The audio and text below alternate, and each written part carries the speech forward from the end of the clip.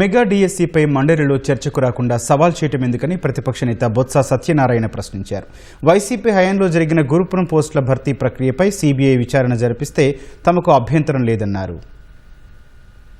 గత కొన్ని రోజులుగా మేము డిఎస్సీలో అవకతవకలు జరిగాయి, లీకేజీలు జరిగాయి, ఉద్యోగాలు అమ్ముకున్నారు, వీటన్నిటి మీద సమగ్ర విచారణ జరగాలి అని చెప్పి మేము వచ్చి డిమాండ్ చేస్తున్నాం. శాసనసభ వచ్చి స్టేట్మెంట్ కూడా ఇచ్చారు విద్యామంత్రి. కౌన్సిల్లో వచ్చి డిమాండ్ చేస్తున్నాం దాని మీద చర్చ జరగాలని.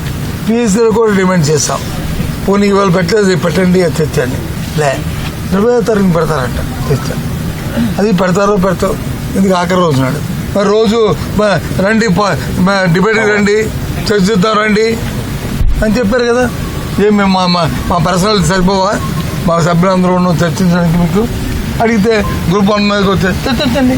దీని మీద సిబిఐ ఎంక్వైరీ, దాని మీద సిబిఐ ఎంక్వైరీ.